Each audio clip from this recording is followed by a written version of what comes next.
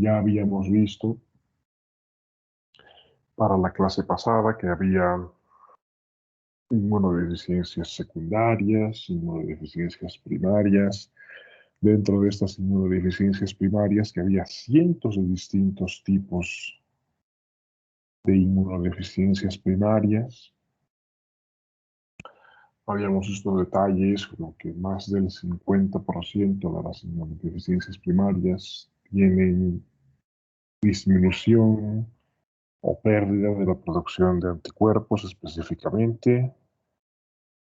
Hay otras que también afectan a la inmunidad celular. A estas se las llama inmunodeficiencias combinadas.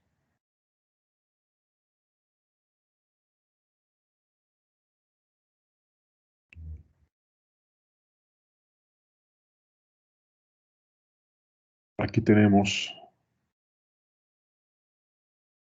las células, ¿no?, que participaban en la inmunidad innata, en la inmunidad adaptativa, los mecanismos reguladores.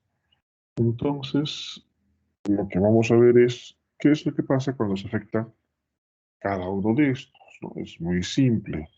Si conocemos cuál es la función que tiene cada uno de estos componentes del sistema inmune, a continuación ya se vuelve más o menos intuitivo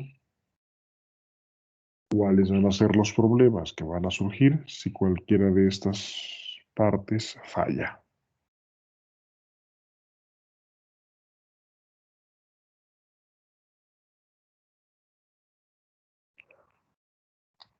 Por ejemplo, ¿qué es lo que pasa si fallan los fagocitos? Pues todo lo demás está bien, pero fallan los fagocitos. Fíjense, una cosa muy interesante del estudio de las inmunodeficiencias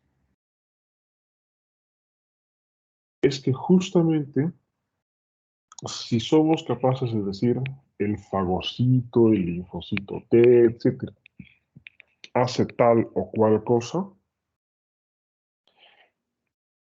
es también esto, que sepamos decirlo, debido a que conocemos cuáles son los defectos que ocurren cuando estos fallan. Es decir, primero se conoció el defecto. A continuación, ya habiendo conocido el defecto, se pudo afirmar cuál era la función que tenían estos componentes. Entonces, ¿qué pasa con los fagocitos?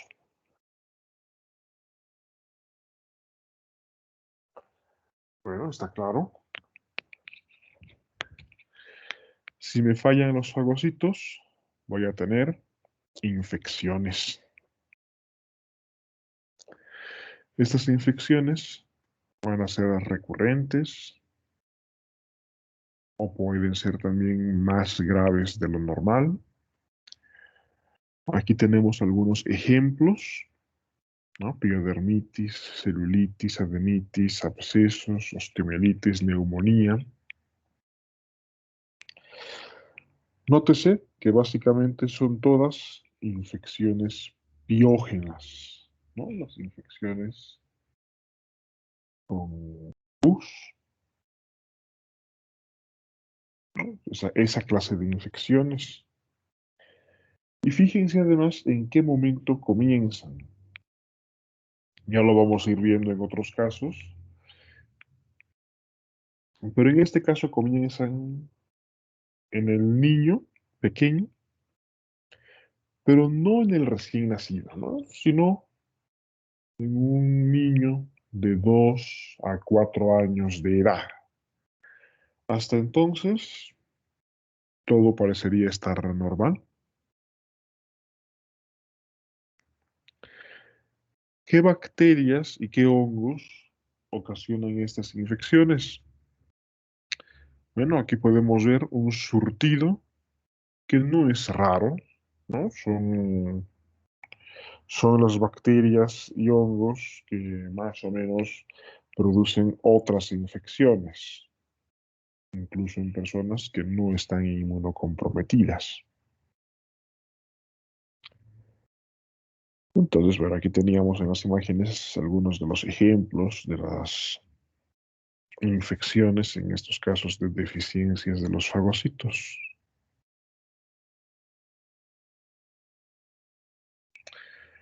Si yo tengo constantemente infecciones, voy a tener en consecuencia también más inflamación de las infecciones que ya tengo. ¿Por qué? Porque las demás partes del sistema inmunológico puede que estén bien, entonces se va a intentar compensar de alguna manera el hecho de que no haya un correcto funcionamiento. Entonces, en este intento de compensación, va a haber una elevación de la respuesta inflamatoria más allá de la inflamación de las mismas infecciones. Entonces, va a aparecer enfermedad inflamatoria intestinal, van a aparecer inflamaciones del tracto urogenital, respiratorio, etc.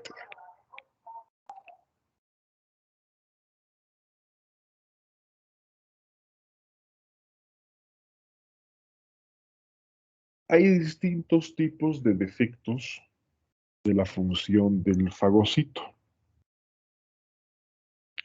Pero el defecto más clásico, ¿no?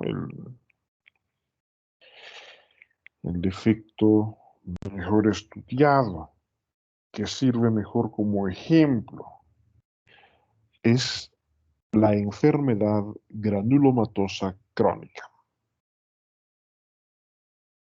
La enfermedad granulomatosa crónica es un defecto de la NADPH oxidasa. Si lo recuerdan, al principio habíamos visto esta enzima, la NADPH oxidasa. Esta NADPH oxidasa permite la conversión de las moléculas de oxígeno en radicales libres de anión superóxido. Y a su vez, este superóxido permite la formación de peróxido de hidrógeno, de hipoclorito, de cloraminas, peroxinitrito, hidroxilos, entre otras cosas. Estos radicales libres permiten la destrucción de las envolturas de las células fagocitadas. Recuerden que el fagocito no tiene dientes para triturar a la bacteria o al hongo que ha fagocitado. Entonces necesita mecanismos que permiten la destrucción de estas paredes celulares. Nótense también que, bueno, las células estas tienen enzimas proteolíticas y todo esto, pero también las bacterias y los hongos tienen una pared que es justamente resistente en condiciones normales a la destrucción por estas enzimas líticas. Así que para que comience el proceso de destrucción de las células, se tiene primeramente que debilitar lo suficiente a las envolturas de las células para que ahora sí se pueda destruir con estas enzimas. Y esta manera de debilitar es mediante la oxidación,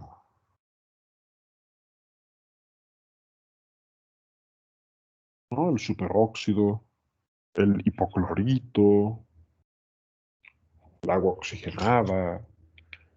Todos estos tienen capacidad oxidante y van a desnaturalizar a los componentes de la pared celular microbiana. En consecuencia, estos mecanismos de defensa que tienen los microorganismos en contra de las enzimas líticas van a ser eliminados y las enzimas líticas ahora sí van a ser capaces de digerir y destruir al germen. Una vez entendida la importancia de esto, pues tenemos que comprender que si no tenemos la NADPH oxidasa, pero está dañada en algún momento, los fagocitos van a fagocitar a los gérmenes y no van a tener manera de destruirlos. Lo único que va a pasar es que los microorganismos van a estar en el interior del fagocito y nada más. Entonces, como el fagocito no logra destruirlos, ¿no? Es un patógeno, tiene PAM, entonces el fagocito va a producir citocinas proinflamatorias y van a reclutar a más fagocitos. Y lo que va a ocurrir es que estos fagocitos se van a colocar alrededor del primer fagocito que tenía.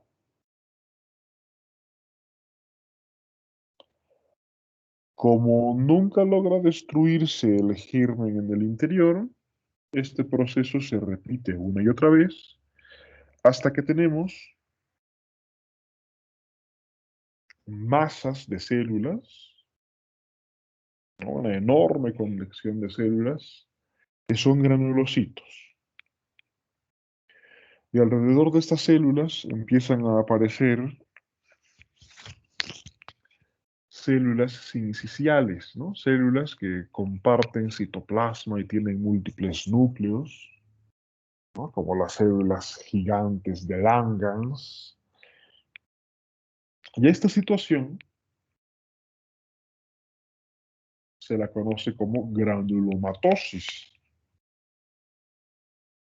Un granuloma es un tumor, ¿no? Es el sufijo oma de granulocitos, ¿no? Granuloma, ¿no? Un tumor de granulocitos. Entonces, en esta enfermedad, cualquier infección bacteriana, debido a la imposibilidad de destruir a la infección por los propios medios, va a ocasionar la formación de granulomas, ¿no? De estas masas de células fagocíticas, ¿no? Si la bacteria vive dentro de la célula, finalmente llega incluso a destruirla. Entonces la siguiente capa de células se vuelve la encargada de tener que contener a la infección y así vez tras vez. Ustedes ya conocen perfectamente patología, ¿no? ¿Qué era por definición un granuloma? ¿Cómo está constituido? ¿Qué tipos de células están presentes en un granuloma? Entonces, en este caso, nótese, ¿no? Que todo lo demás del sistema inmunológico, la producción de anticuerpos, la respuesta de los linfocitos T, las células citotóxicas, todo sigue bien. Pero esta primerísima línea de defensa, de poder eliminar a los gérmenes a su entrada al cuerpo, ha fallado. ¿Dónde se presentan los granulomas? Bueno, en cualquier sitio donde haya podido entrar una bacteria patógena o un hongo. Y esto fundamentalmente, ¿no? Es principalmente en superficies corporales, ¿no? Esto puede resultar un poco obvio. Entonces, aparecen lesiones de granulomas en la piel, en el intestino, en tracto urinario. Y el problema es que cada vez que hay uno de estos granulomas, los granulomas llegan a crecer y a erosionar el tejido sano. Entonces pueden generar fístulas. ¿no? Comunicaciones entre el intestino y la piel, por ejemplo, ¿no? Dejar abscesos abiertos en la piel, que a su vez facilitan que se pueda tener más infecciones. Finalmente, estas lesiones, una vez que la infección es erradicada, acaban generando cicatrices. Y estas cicatrices finalmente van consumiendo capacidad del pulmón, del riñón, del intestino, con lo cual finalmente este proceso inflamatorio crónico con la formación de tejido fibroso, con el sacrificio de gran parte del tejido funcionante por esta granulomatosis, acaba ocasionando la muerte del individuo de forma precoz, sin ningún tipo de tratamiento. La esperanza de vida de alguien con enfermedad granulomatosa crónica se sitúa entre 20 a 40 años, de los cuales son todos muy sufridos, ¿no? No es una calidad de vida buena y que simplemente el fin venga pronto, sino que en verdad es una calidad de vida terrible. Aquí les muestra una forma de hacer el diagnóstico, la prueba de la dihidrorrodamina a través de la citometría de flujo. ¿Qué es la dihidrorrodamina? Es una molécula que tiene la facilidad de ingresar a la célula y que si se oxida, ¿no? Si encuentra esta dihidrorrodamina radical superóxido o algo oxigenada, ¿no? Y se oxida, se convierte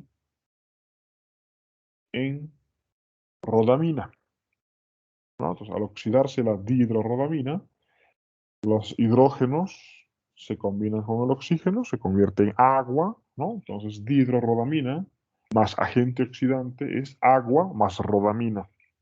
La rodamina es fluorescente. Entonces, cuando la rodamina recibe la luz de un rayo láser, la rodamina brilla en otro color distinto.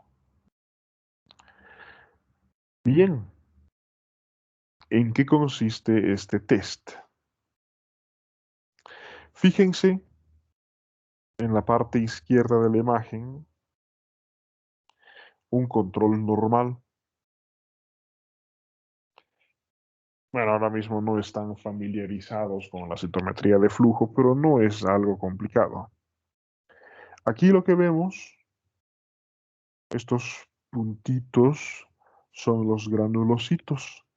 Y estos granulocitos están escogidos, ¿no? Dentro de este polígono, ¿no? Está seleccionado el grupo de fagocitos. Y dentro de estos fagocitos estoy viendo el brillo. Entonces, en la parte inferior, ¿no? El no estimulado, vemos al grupo de células y por debajo vemos la intensidad del brillo que emiten estas células cuando les pega el rayo láser. Entonces, pueden ver, bueno, siempre pasa así, ¿no? Que tenemos una cierta intensidad de brillo, ¿no? Pueden ver que es cercano a 10 elevado a 1. Y hago el estímulo. El estímulo consiste en enfrentar a las células a PAMP, ¿no? Existen distintas sustancias, ¿no? Se puede utilizar lipopolisacáridos, bacterias tipo E. coli, se puede utilizar algunos péptidos específicos que estimulan a los PAMP. Y pueden ver que el brillo, ¿no? Estamos viendo aquí una escala logarítmica, ¿no? 10 elevado a la 0, a la 1, a la 2, a la 3, a la 4.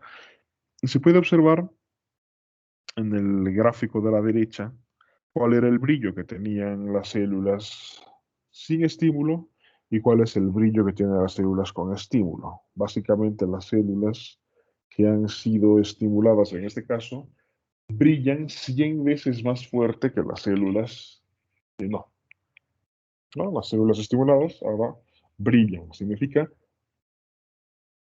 que han sido capaces de convertir la dihidrorrodamina en rodamina. Y esto es lo que demuestra que funcionan.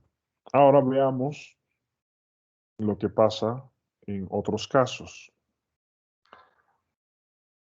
A la derecha pueden ver el no estimulado y el estimulado de una enfermedad granulomatosa ligada a X. En este caso pueden ver cómo el no estimulado y el estimulado se ven prácticamente iguales, ¿no? Entonces, a pesar de haber recibido el estímulo con las bacterias, estos neutrófilos no son capaces de oxidar la dihidrorodamina y por tanto no hay brillo. Y nótese este caso curioso, ¿no? Que puede ayudar bastante al diagnóstico, es una cosa muy sencilla y muy práctica. Una parte importante de la enfermedad granulomatosa crónica es ligada a X, por lo tanto, existe una prevalencia algo mayor de varones que tienen esta afectación que de mujeres, aunque también existen algunas que son autosómicas recesivas, ¿no? Y que pueden afectar normalmente a las mujeres. Fíjense qué pasa con una portadora. Entonces, en el caso de la proteína GP91, ¿no? Que forma parte de este complejo NADPH oxidasa, esta proteína está codificada en el cromosoma X. Y como lo saben, existe en la mujer un proceso que se llama la lionización. De los dos cromosomas X que tiene una mujer, prácticamente todos los genes de este cromosoma X tienen la posibilidad de dormirse. Entonces, se tiene un cromosoma X que queda apartado y se vio en las células a este cromosoma X, ¿no? Sobre todo en células inmunológicas, como el corpúsculo de Barr, ¿no? Entonces, este cromosoma permanece dormido. Entonces, esto hace que las mujeres sean un mosaico, porque no todas sus células expresan los mismos genes, sino que aleatoriamente, aproximadamente la mitad de todas las células femeninas expresan el cromosoma X paterno y la otra mitad del cromosoma X materno. Entonces, aquí pueden ver que en el caso de la mujer madre del niño con enfermedad granulomatosa crónica, tiene tanto células que responden y también tiene otro grupo de células que no responden al estímulo con las bacterias. Entonces, ella es sana. Con esta mitad de células funcionantes, generalmente es suficiente para que no haya problemas. Pero esto es lo que ha pasado, ¿no? O sea, la mitad de sus células expresan el cromosoma X bueno, ¿no? Que permite producir la proteína GP91, y la otra mitad no. Entonces, si yo tengo un varón con enfermedad granulomatosa crónica, ¿no? Que lo tengo confirmado por esta prueba, pero yo no sé si es autosómica recesiva, yo no sé si es ligada a X, ¿no? Y yo le hago un test a su madre, Si en el test me sale esto, es casi seguro que el defecto genético en el niño sea una enfermedad granulomatosa crónica ligada a X, ¿no? Porque aquí estaríamos demostrando que la mujer tiene un cromosoma X malo.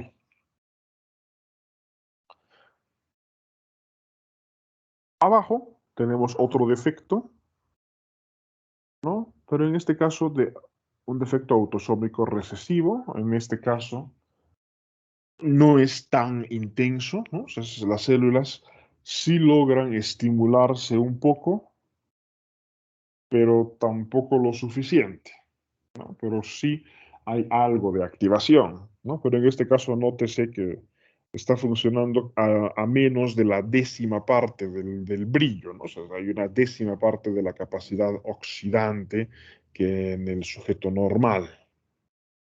Bien, entonces aquí ya tienen qué es la enfermedad granulomatosa crónica, este método de diagnóstico y otros, ¿no? Y ahora, ¿qué se hace? ¿No? Entonces, las enfermedades tienen etiología, patogenia, métodos de diagnóstico y tratamiento. ¿Cuál es el tratamiento? En el tratamiento tenemos que reconocer un tratamiento paliativo y lo que sería un tratamiento curativo. ¿En qué consiste el tratamiento paliativo? Bueno, ya lo han visto.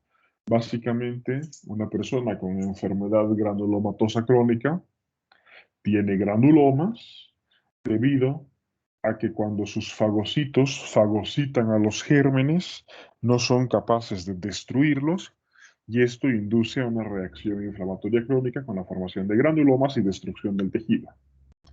Entonces, lo primero que necesito es que los gérmenes sí puedan morir en el interior de las células. Para esto se necesita un antimicrobiano que actúe dentro de la célula. Y el prototipo de este antimicrobiano es el sulfametoxazol trimetoprim, ¿no? Cotrimoxazol. Entonces, los pacientes con enfermedad granulomatosa crónica,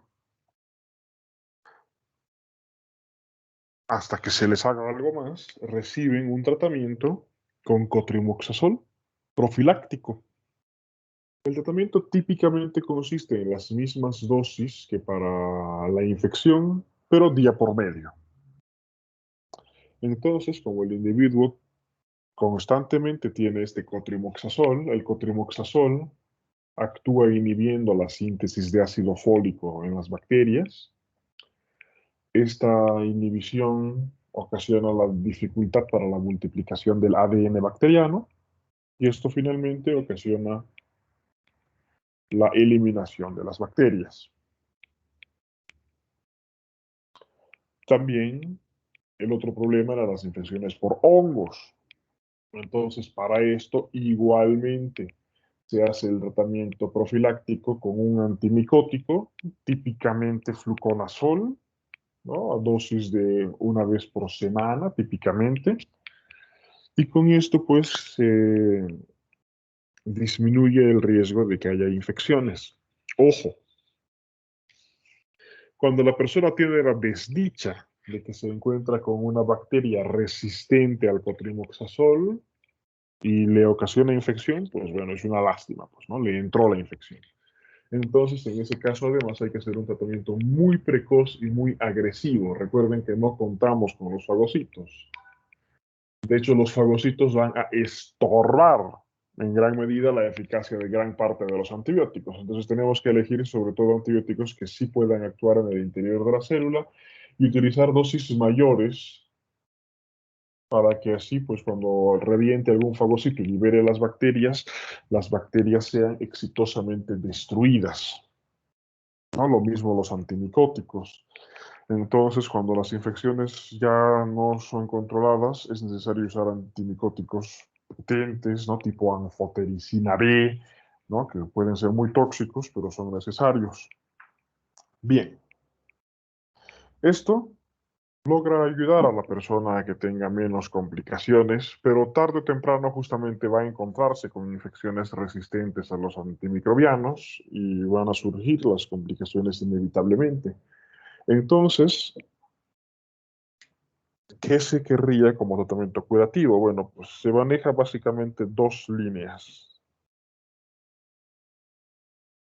Una es la terapia génica. La terapia génica es la eterna promesa de la medicina. Seguramente en algún momento siempre salga bien y sea más asequible y todo. Y bueno, básicamente consiste en esto, en introducir de alguna manera el gen sano que haya estado defectuoso para la producción de la NADPH oxidasa y que las células entonces recuperen su capacidad oxidativa. Y la alternativa que sí se usaba con más frecuencia es el trasplante de médula ósea. Entonces, gran parte de todos los defectos del sistema inmunológico se pueden resolver mediante el trasplante de progenitores hematopoyéticos o trasplante de médula ósea. Pero antes de que piensen que es una cura, hay que entender algunos detalles. No solamente es técnicamente complicado, ¿no? Porque se necesita hacer una destrucción previa del sistema inmunológico, ¿no? Entonces hay que tener un ambiente estéril donde mantener al paciente, se necesita hacer distintos controles, asegurarse de que el injerto prenda dentro del cuerpo, etcétera, etcétera. Pero el problema es que el procedimiento en sí mismo es peligroso. ¿Y cuándo tiene que hacerse? Tiene que hacerse pronto. Porque si yo ya espero a que haya cicatrices, a que haya estragos en el cuerpo por causa de las infecciones repetidas, pues justamente la posibilidad de que se aguante el trasplante es menos. Entonces, esto resulta complicado. Digamos que a un niño le dio una vez una osteomielitis, ¿no? Una vez. O incluso alguna otra infección fuerte y no tan importante. Y bueno, logré hacer el diagnóstico de enfermedad granulomatosa crónica. Por lo demás, el niño hasta ese momento estaba sano. Entonces tengo que decirle al padre, no, pues su hijo se va a morir de aquí a 10 y tantos años, entre graves dolores, muy discapacitado, etcétera, y tenemos que hacerle un trasplante de médula ósea. Y el problema es que también puede, estando más o menos sano ahora, morirse en el trasplante, ¿no? O sea, puede que al final la médula ósea no sea compatible, que se agarre una infección en el tiempo en el que se hace el acondicionamiento previo al trasplante de la médula, o cuando todavía no ha prendido el injerto, etcétera. Así que lo que suele pasar es que aún habiendo la posibilidad y necesidad de hacer un trasplante de médula ósea, los padres no acceden al procedimiento porque tienen la esperanza de que se pueda hacer algo más, qué sé yo, pues acceder a terapia genética o que se inventen un nuevo superantibiótico que siempre funcione a diferencia del cotrimoxazol y con esto se pueda mantener al niño más o menos bien siempre. Bueno, la respuesta es que no funciona como se quisiera y ahí estamos.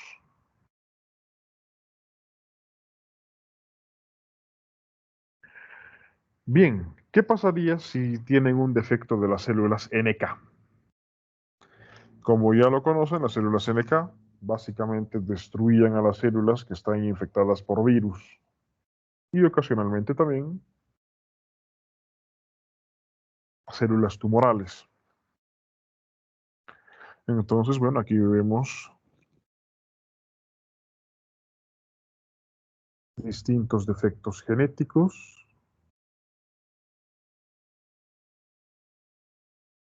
Bueno, pueden ver una cosa, no pasa gran cosa. Pero bueno, en algunos casos donde de verdad no hay nada de células NK y en ciertas condiciones se ha visto pues que con esta carencia hay infecciones precoces y graves por distintos virus, herpes sobre todo, ¿no? Entonces, virus del herpes simple, varicela, citomegalovirus, virus del papiloma humano, ocasionando pues lo que sea que produzcan estos virus, pero de forma intensa. Entonces, tanto por la capacidad, por eso lo pone aquí como interrogante, puede haber un aumento de la malignidad. El detalle es que no queda claro si esta malignidad es atribuible al defecto intrínseco de la célula NK para poder eliminar a las células tumorales o se debe simplemente a la infección crónica por virus que tienen incluso capacidad oncogénica como el virus del papiloma humano. O sea, los deficientes de células NK sí tienen aumento del riesgo de tumores, pero muy probablemente este aumento del riesgo de tumores se deba sobre todo a la reacción inflamatoria crónica a sus múltiples infecciones, sobre todo por virus que son oncogénicos en sí mismos, ¿no? Son Epstein-Barr, papiloma humano, etc. Nada más. Bien, ¿qué pasa si a alguien le falla el complemento? ¿No? Entonces, dense cuenta nuevamente que conociendo cuáles son las consecuencias de que a alguien le falte algo del sistema inmunológico es que se llegue a conocer cuáles son las funciones normales de ese algo en el individuo sano. Con la deficiencia de cualquiera de los componentes del complemento vamos a encontrar igualmente infecciones biógenas repetidas y graves, ¿no? Entonces, otitis, neumonías, meningitis, sepsis. Y nótense qué gérmenes lo hacen, ¿no? No es cualquier germen. Van a ser meningococo, neumococo y otros gérmenes encapsulados, ¿no? Entonces aquí hay este pequeño detalle. El repertorio de las infecciones, ¿no? No va a venir la persona que una vez le vino, qué sé yo, salmonela, la otra le vino otro germen, un estafilococo, que al otro le vino otra cosa, no, sino que el grueso de todas sus infecciones van a ser meningococo, neumococo, gonococo, ¿no? Entonces, esto es ya algo que señala la sospecha de que se trata de una deficiencia de complemento. Para hacer el diagnóstico de las deficiencias de complemento en estas personas que tienen infecciones bacterianas recurrentes por cocos, se puede hacer pruebas de laboratorio de forma directa, se puede diagnosticar la deficiencia del C3, del C4. También se pueden hacer pruebas funcionales, ¿no? Las pruebas funcionales consisten en mirar la capacidad hemolítica que tiene la vía clásica, la capacidad hemolítica de la vía alternativa, y también se puede determinar algún defecto de componentes individuales del complemento.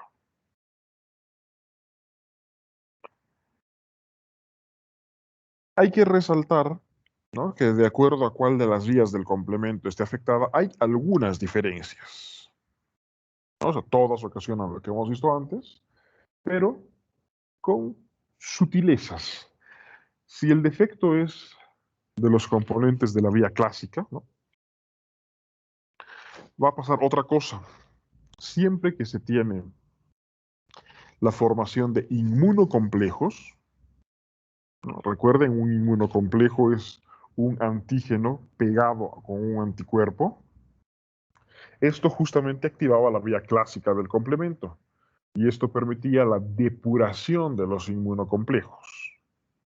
Entonces los inmunocomplejos son retirados de la circulación por los fagocitos, pegados a los hematíes y luego retirados en el vaso, etc. Pero si falla la vía clásica del complemento, cada vez que la persona tiene cualquier vulgar infección, se van a formar inmunocomplejos y los inmunocomplejos no van a poder ser retirados. Y esto va a ocasionar que tarde o temprano estos inmunocomplejos se viajen a donde les dé la gana y sean depositados en los vasos sanguíneos más pequeños. Y esto, o al depositarse los inmunocomplejos, finalmente esto va a reclutar fagocitos, los cuales van a destruir el endotelio, etc. Y entonces va a aparecer autoinmunidad con inflamación. Entonces van a aparecer fenómenos de vasculitis, ¿no? Una forma de vasculitis es la glomerulonefritis, va a aparecer un síndrome lupus-like, ¿no? El tipo lupus, porque básicamente es idéntico al lupus, pero en este caso el defecto primario es una inmunodeficiencia, ¿no? No el problema, una regulación de la respuesta inmunológica. Entonces, en estos casos va a haber pues las infecciones, pero aparte de las infecciones, estos problemas de autoinmunidad e inflamación, sobre todo con componente vascular. Entonces, bueno, concentración de los distintos componentes del complemento. Si lo que tengo arruinado es la vía alternativa, va a aparecer este síndrome urémico hemolítico atípico o familiar, ¿no? Porque son enfermedades genéticas, que es una microangiopatía trombótica genética crónica. ¿Qué ocurre en estos casos? ¿No? Aquí tenemos un defecto de la regulación de la respuesta del complemento. En este caso, ¿no? Factor H, factor I, factor B. ¿Qué va a ocurrir? Lo que normalmente debería pasar es que el C3 del complemento no se deposite sobre las superficies de las propias células.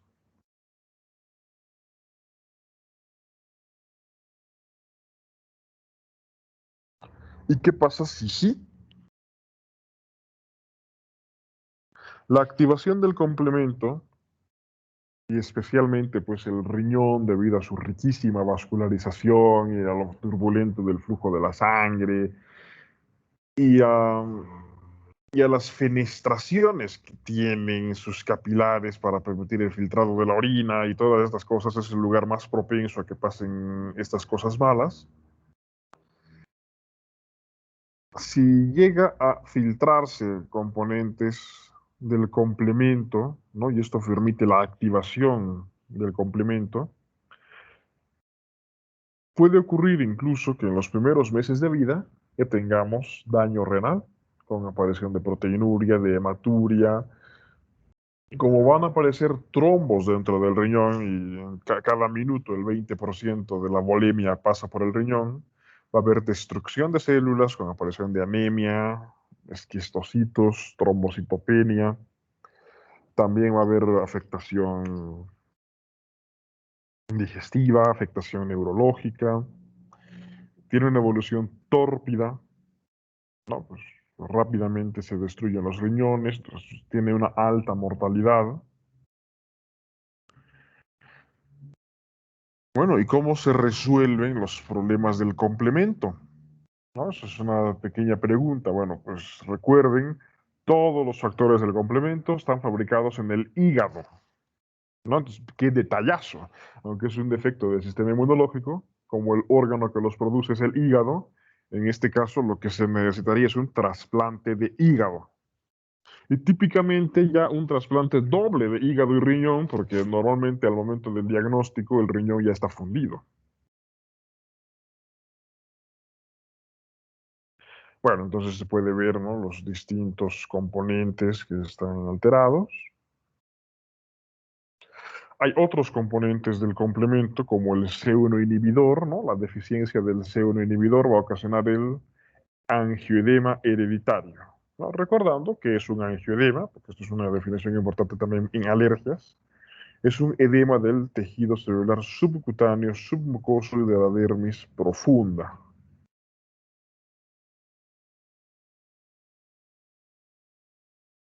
Este angioedema hereditario es una afección rara, típicamente autosómica dominante, ocasionada por la deficiencia del C1 inhibidor, ¿no? Entonces el C1 se activa solo, permitiendo la producción de bradicinina en los tejidos. Entonces, este angioedema hereditario típicamente ocasiona edema deformante en cualquier parte del cuerpo, de forma aguda, sobre todo en lugares donde el tejido subcutáneo sea más laxo, pero a diferencia de la alergia, ¿no? Y ese es el detalle básico, no hay picor, no hay dolor, no hay calor, duran varios días respondiendo muy lentamente y no funciona. ¿No? No hay respuesta al uso de antihistamínicos o corticoides, ¿no? Porque justamente el mecanismo de acción no es por la histamina, ¿no?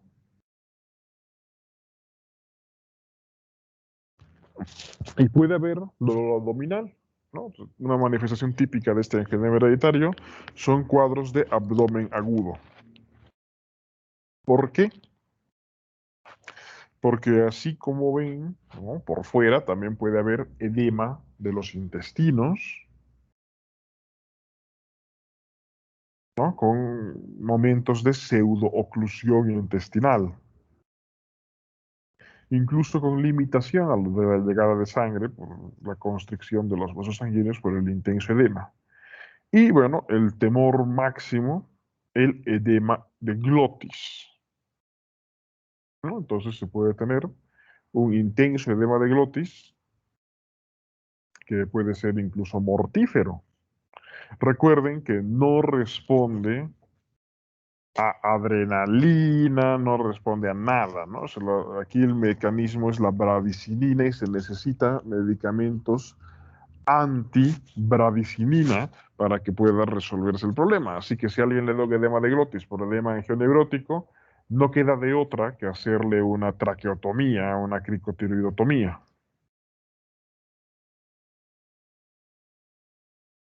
En el tratamiento, ¿no?, cuando alguien se determina que le falta el C1 inhibidor, hay distintas clases, hay al menos 3 de estos defectos.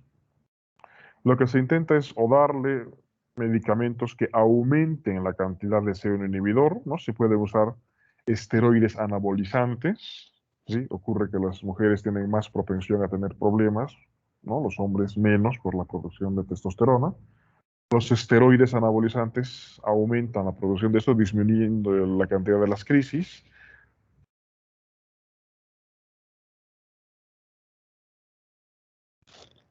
También se dan estos medicamentos antibradicinina, entonces rápidamente habría que dar el medicamento a la primera, ¿no?, que empezarán a aparecer las molestias, cuando ya se conoce que se tiene este diagnóstico. Ya ven que no es una cosa tan grave que afecte a otras cosas como para pensar en un trasplante, pero si por lo que sea, pues necesitar a la persona un hígado nuevo, pues le caería bien. Pero bueno, ahora vamos a cosas más interesantes. ¿Qué pasa si los linfocitos T están fallados? Vamos a tener una edad de presentación variable de acuerdo a cuán fallados estén. Pero si tenemos una deficiencia grave de los linfocitos T, pues recuerden que la producción de anticuerpos en gran medida depende de los linfocitos T, así que vamos a tener estropeado tanto la producción de anticuerpos como también la respuesta citotóxica. Así que en pocos meses ya se va a tener estragos. Van a aparecer neumonitis por virus. En los países donde se vacuna la BCG, se va a encontrar la BCGitis, ¿no? Como no hay nada que reprime el crecimiento de los gérmenes, entonces incluso una vacuna normalmente inofensiva, como el bacilo de Calmette-Guerin, pues va a ocasionar una infección tuberculosa. Va a haber diarreas persistentes, van a aparecer infecciones por hongos en la boca y bueno, en cualquier lado, muy pronto. Entonces, si un niño pequeñito desaparece con estas sorpresas, hay que sospechar en que sea una deficiencia de los linfocitos T. ¿Qué gérmenes pueden ocasionar infecciones en estos casos? Pues fíjense que cualquiera, ¿no? Bacterias típicas, virus típicos, pero también bichos que normalmente no hacen nada, como bacilo de Calmette-Guerin, ¿no? Infecciones terribles por cándidas, por Cryptosporidium, ¿no? Infecciones terribles por adenovirus, por gripe, etcétera.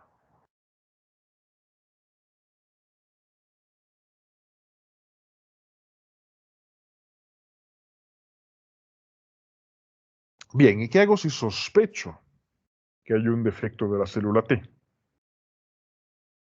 Bueno, lo primero, muy sencillo, un hemograma o un recuento de leucocitos. Ya lo habrán visto en un hemograma, ¿no? Les pone X porcentaje de segmentados, X porcentaje de neutrófilos, basófilos, eosinófilos, linfocitos, monocitos. En algunos casos hay deficiencia de todos los linfocitos. Entonces, en ese caso, lo que vamos a encontrar, ¿no? Es que en el hemograma me sale pues 90% de segmentados, y no sé, 9% de monocitos y un 1% de eosinófilos. Bueno, si les pasa eso, ya saben que la persona está fatal, ¿no? No tiene ni linfocitos T, ni B, ni NK. Entonces, obviamente, pues por extensión se sabe que T no tiene. Pero no siempre es así, ¿no? Hay veces que la cantidad de linfocitos incluso parece normal, pero puede encontrarse a través del tipado si existe deficiencia de poblaciones linfocitarias. Es decir, puede que la persona tenga linfocitos B y tenga linfocitos NK, pero no tenga linfocitos T. Entonces, si lo que sospecho es el defecto de linfocitos T, tengo que mirar cuánto hay de células CD3 en total, ¿no? Las CD3 son las células T, y dentro de estas células CD3 positivas, mirar cuánto tengo de células CD4 y de células CD8. Por ejemplo, el caso clásico en el SIDA, ¿no? El defecto es específico de células CD4, ¿no? La persona tiene normal la CD8, pero tiene muy pocas CD4. En algunos casos puede convenir hacer una radiografía lateral de tórax para ver la imagen del timo, ¿no? El timo debería ser grande en un niño pequeño. Y bueno, pues si no hay timo, y sobre todo si hay otros defectos faciales, defectos cardíacos conocidos, podríamos estar ante una falta de timo, ¿no? Un síndrome de DiGeorge, un síndrome velocardiofacial y otras cosas de ese estilo. Además, también se puede hacer una cuantificación de cuántos linfocitos T tengo, cuántos linfocitos NK, se puede cuantificar la cantidad de inmunoglobulinas para saber justamente qué clase de defecto, si es un defecto combinado, si es un defecto específico. Entonces, esto es la investigación inicial. ¿no? Son pruebas, bueno, incluso las pruebas más sencillas aquí son difíciles de encontrar, pero no, son cosas no tan complicadas. Bueno, deficiencia de linfocitos B, ¿no? Si fallan los linfocitos B, simplemente no voy a tener anticuerpos. Entonces, el defecto aparece recién siempre por encima de los 6 meses, porque hasta entonces todavía tengo anticuerpos de mamá. Entonces, las deficiencias del linfocito B recién van a ocasionar alguna manifestación a partir del sexto mes, cuando ya no hay anticuerpos de mamá y ya dejó de también pues, de producirse anticuerpos dentro del niño. Pero puede manifestarse incluso en la adultez. Son menos graves que otras inmunodeficiencias, ¿no? Pero ocasionan pues conjuntivitis, otitis, sinusitis, las típicas infecciones de toda la vida, pero más seguidas y más graves, ¿no? La clave, ¿no? Son infecciones piógenas, ¿no? Entonces, como funcionan bien los neutrófilos, todo eso, pues lo que vamos a tener es mucho pus, ¿no? Muchas infecciones por los gérmenes habituales, ¿no? Streptococo, Haemophilus, Brahamela catarrhalis, estafilococos, los bichos de siempre, pero muy seguidos y muy fuertes. Igual, pues por la inflamación crónica, pues van a aparecer otras manifestaciones, ya saben. Todo lo demás funciona bien, pero las bacterias crecen donde les da la gana. Entonces, es más fácil que aparezcan artritis, enfermedad inflamatoria intestinal, pulmonar, autoinmunidad, linfoproliferación, por lo que ya conocen. El organismo va a intentar compensar. Bueno, pues no tengo linfocitos B, bueno, fabriquemos más T y más NK, a ver qué pasa. Para hacer el diagnóstico se puede hacer cosas tan sencillas como un proteinograma, ¿no? En el proteinograma pues se extrañaría la fracción gamma, ¿no? Si la persona tiene una hipogamaglobulinemia importante, aunque no siempre es así. Un dosaje de inmunoglobulinas séricas, bueno, pues está bastante claro, ¿no? Que si la persona es carente de IgG, de IgA, de IgM, pues es que no produce. Se puede también valorar cosas como los anticuerpos naturales, ¿no? Las isomaglutininas, por ejemplo. Una persona del grupo O tendría que producir anticuerpos antihematíes A y B, ¿no? Y si no los produce, pues ahí algo está pasando. Anticuerpos IgG específicos postvacunales o postinfecciosos, ¿no? Esto siempre es un punto muy interesante, que la gente pues no suele comprender todo lo bien que se debiera. En verdad, pues, si yo me vacuné contra algo, yo debería tener anticuerpos contra ese algo. Ahora verán que eso es una de las preguntas más recurrentes en el tema vacunas, coronavirus, etcétera, ¿no? Eso ya también tiene otras explicaciones. Pero bueno, hablemos de las cosas más clásicas, ¿no? Si una persona ha sido vacunada contra el tétanos y esas cosas que se vacunan a los niños, sobre todo, debería tener todavía anticuerpos contra estas cosas. Y si no los tiene, fácilmente, si le pongo una dosis de refuerzo, aparecen. Si no tiene, entonces, no, puede que esté pasando algo. O puedo simplemente también cuantificar la cantidad de linfocitos B, ¿no? Mirando células que sean CD19 o CD20 positivas en la sangre periférica, ¿no? Recuerden que esta es la investigación inicial, porque una vez que sale cualquier cosa alterada, ya se pueden hacer pruebas genéticas, pruebas de citometría de flujo más avanzadas y otras cosas.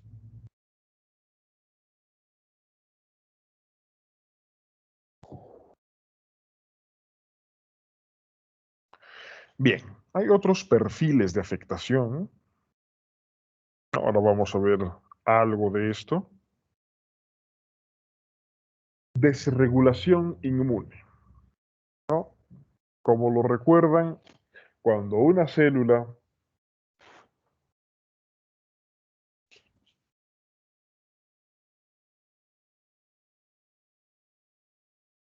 se activaba, luego también tiene que morir. Y uno de los mecanismos que se tiene para que las células se mueran es la citotoxicidad, ¿no? O sea, que se meta los gránulos de perforina y que entre la granzima B al interior de la célula que se tiene que morir y esto active la apoptosis. Entonces, por ejemplo, un defecto de esto es la linfohistocitosis hemofagocítica familiar, que es un defecto de la actividad citotóxica limfocitaria generalmente por el defecto de la perforina. ¿Qué va a ocurrir? Bueno, pues lo primero, criterios clínicos, fiebre, esplenomegalia, anemia, neutropenia, plaquetopenia, hipofibrinogenemia o hipertrigliceridemia, hiperferritinemia, ¿no? Aumento de la cantidad de CD25 soluble, ausencia o actividad disminuida de los linfocitos NK, ¿no? Y bueno, lo que le da el nombre al asunto es que en la biopsia de médula ósea, de vaso, de ganglio linfático, vamos a encontrarnos con macrófagos que se están zampando con los hematíes. Y todo esto sin que haya células tumorales. ¿No? O sea, cuando hay un linfoma, esas cosas, es frecuente que aparezcan estas aberraciones, pero en este caso sin tumores. ¿Qué está pasando? Pues que el crío se resfría de lo que sea. Un vulgar resfrío del montón, pues no tiene ninguna importancia. Y pues las células efectoras no se mueren, no hay nadie que venga y las mate. Es más, ¿no? Si tengo una infección por virus, lo que tendría que ocurrir es que mis células NK vayan y maten a las células infectadas, y esto no pasa. Entonces al final voy a tener una burrada de carga antigénica porque no logro matar a las células que están infectadas y no logro matar a las células efectoras una vez que han matado. Entonces al final tengo una respuesta inmunológica muy exagerada y con tanta inflamación, de verdad los macrófagos deciden fagocitarse a todo lo que se les cruce al frente. Nótese, ¿no?, que justamente algunos de estos criterios son los que se usan, pues, en el diagnóstico del o sea, de las complicaciones por coronavirus, ¿no? Entonces, si alguien que tiene una infección por coronavirus aparece de pronto con neutropenia, con hipofibrinogenemia, con hiperferritinemia, con cosas así, ¿no? Fiebre persistente, ¿no? Si apareciera con una esplenomegalia, tenemos que pensar que algo va a salir mal.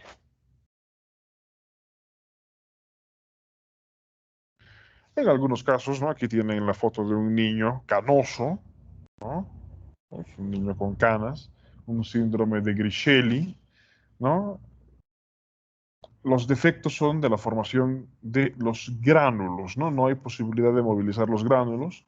Esto hace que la distribución de la melanina en el cuerpo no sea uniforme y a su vez hace que los gránulos citotóxicos tampoco puedan salir de las células, ¿no? Entonces,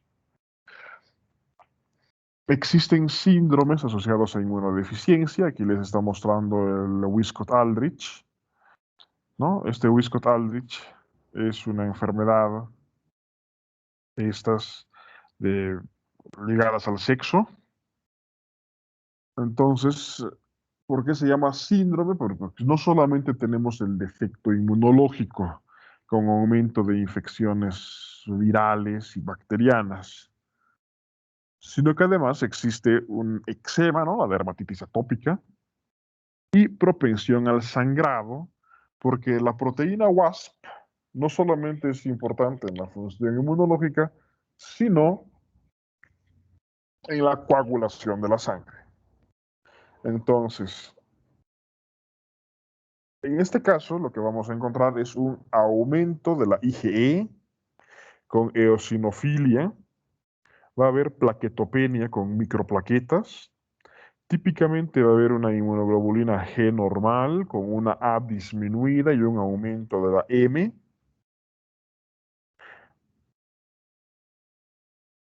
Va a haber una disminución de la capacidad proliferativa de las células T con células T vírgenes disminuidas y bueno, como en todos estos problemas, pues se aumenta el riesgo de autoinmunidad, el riesgo de malignidad, ¿no? Entonces es un síndrome complicado que justamente pues podría requerir un trasplante de médula ósea.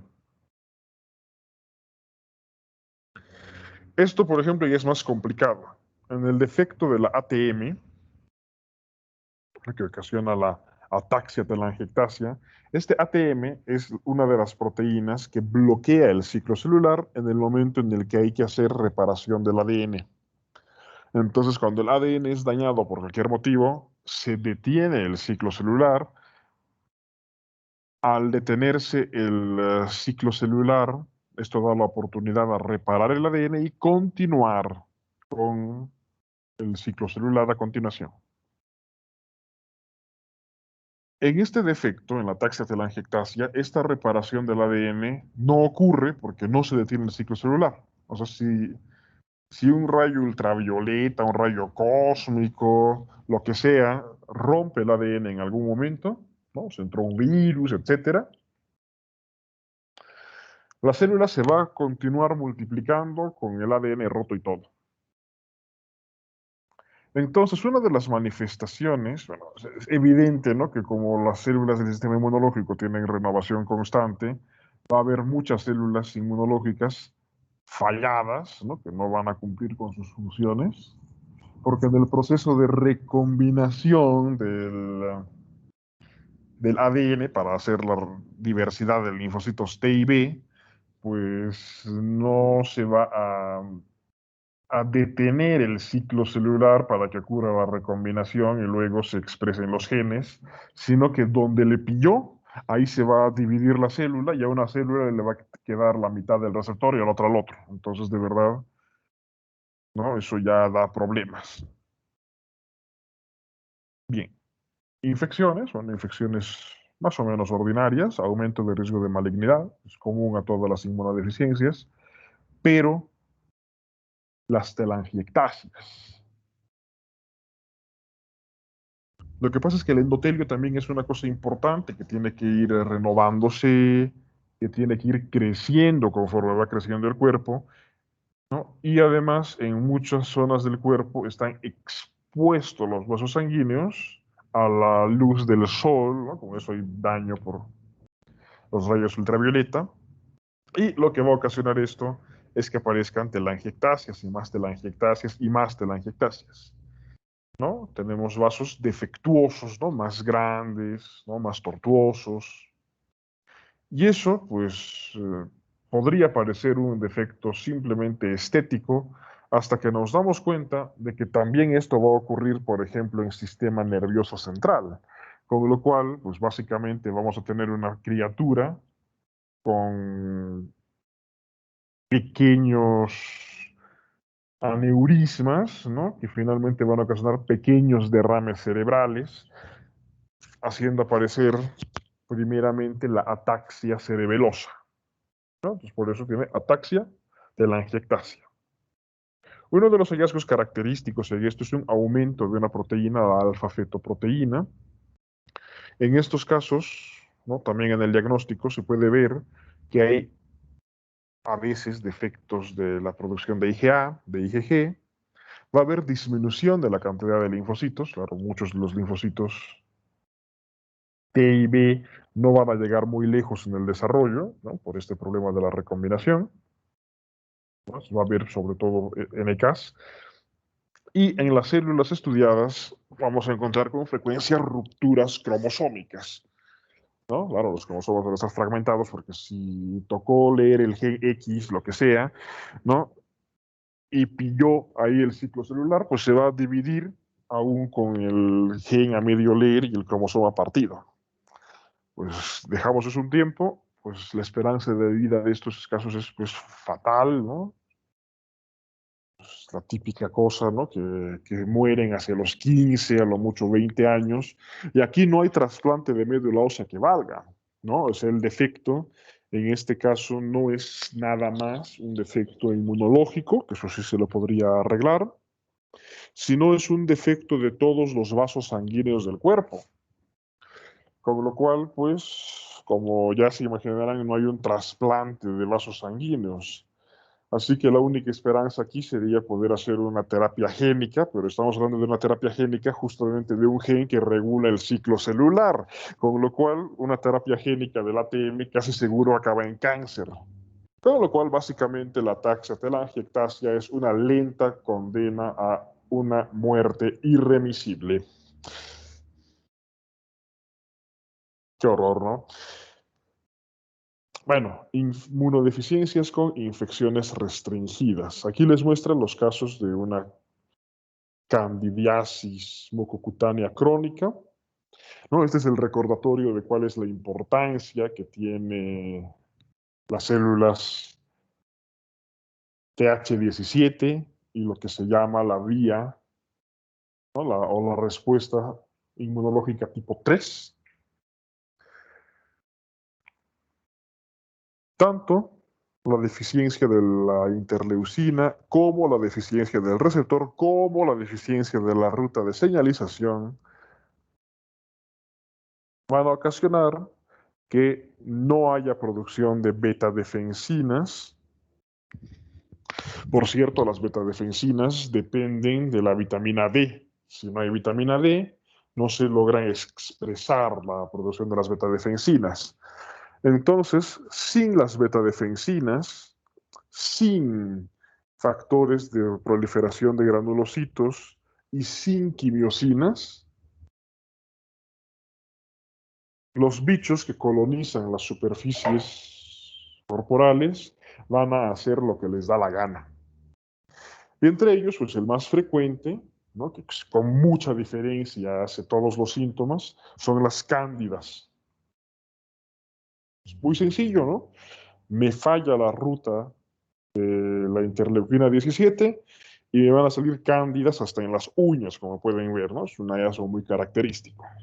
¿No? Porque, bueno, tener una candidiasis oral luego de una fiebre, pues se perdona, ¿no? Pero que crezcan estas cándidas en las uñas, que haya candidiasis del estómago, ¿no? Y cosas de estas, pues ya son claramente aberrantes.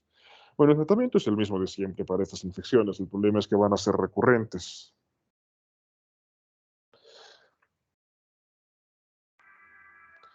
Existe predisposición, ¿no? Un defecto que permite específicamente infecciones graves por el Streptococcus pneumoniae, ¿no? Con complicaciones de meningoencefalitis, ¿no? Derrames pleurales, sepsis, endocarditis, osteomielitis, etcétera, que además suelen ser recurrentes, ¿no? Y en este caso, el defecto es de esta ruta, ¿no? Es una de las rutas del TLR, ¿no? Puede haber defectos del IRAC4, del MID88 o del NEMO. Entonces, lo que va a ocurrir en estos casos es que al fallar la ruta de señalización, cuando entran estos bichos encapsulados, ¿no? Cuando entran estas bacterias, etcétera, hay defectos de estos para muchos gérmenes, ¿no? Hay defectos específicos para la tuberculosis, etcétera. Pues entra la bacteria y no se van a producir citocinas proinflamatorias. O sea, nunca va a haber refuerzos. Solamente se va a enterar de que ha pasado algo a la célula que tuvo contacto, la cual tampoco va a estar capacitada para poder hacer nada. Entonces, pues rápidamente la infección se va a propagar. Bueno, entonces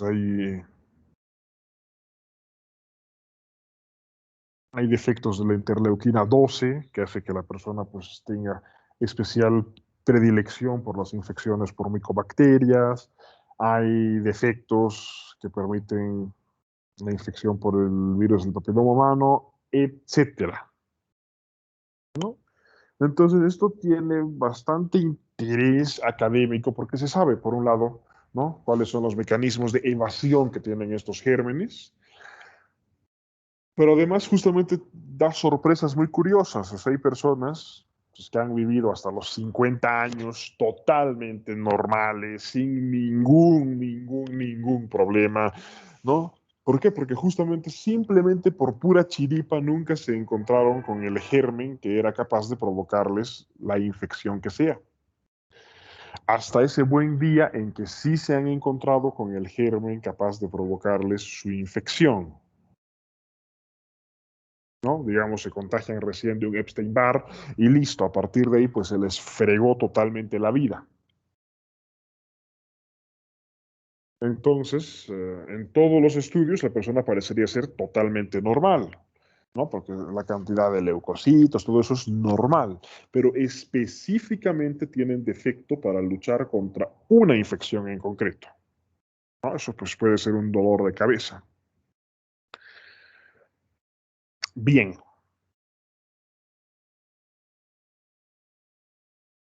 bueno, aquí les dice el pediatra, porque es un pediatra el que daba esto, pero esto es para todos, ¿no?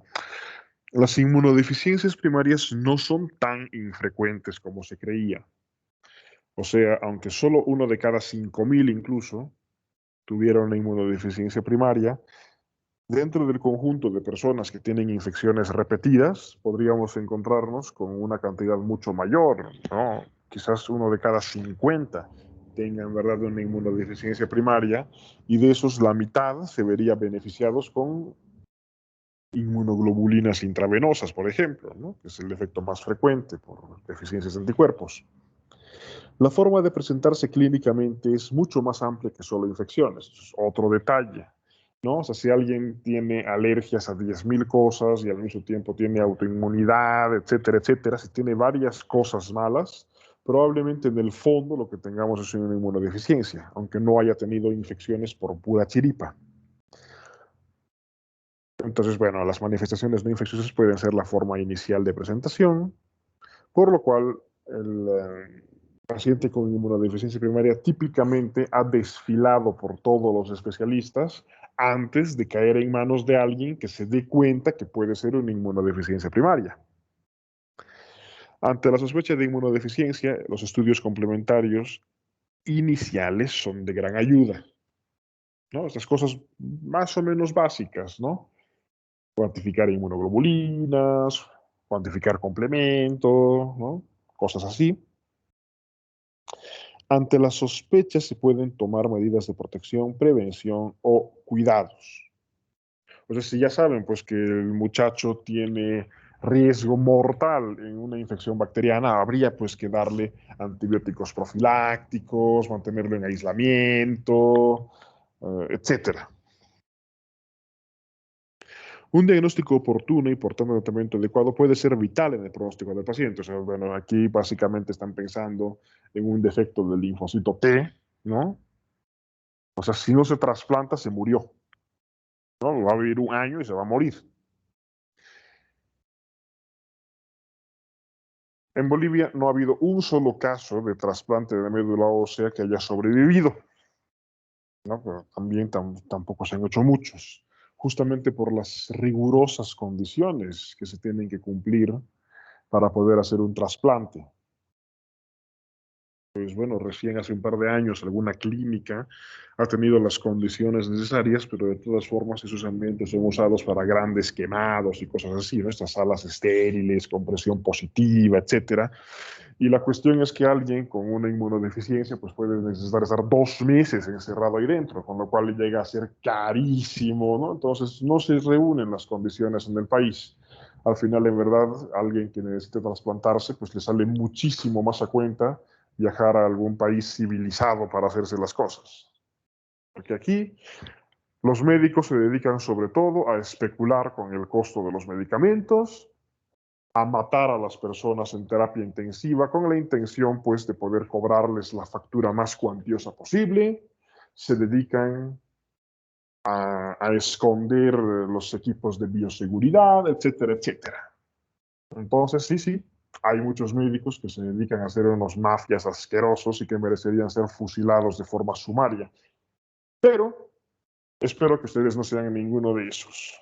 Si no, pues ya van a enfrentarse a la apoptosis. Muy bien, ¿no? Entonces, sencillo el tema, ¿no? Sencillo. Ya tienen acabado el tema de inmunodeficiencias. En la próxima clase vamos a hacer un pequeño repasito de algunos detalles más que decide la presentación ahora del libro, ¿no? De inmunodeficiencias.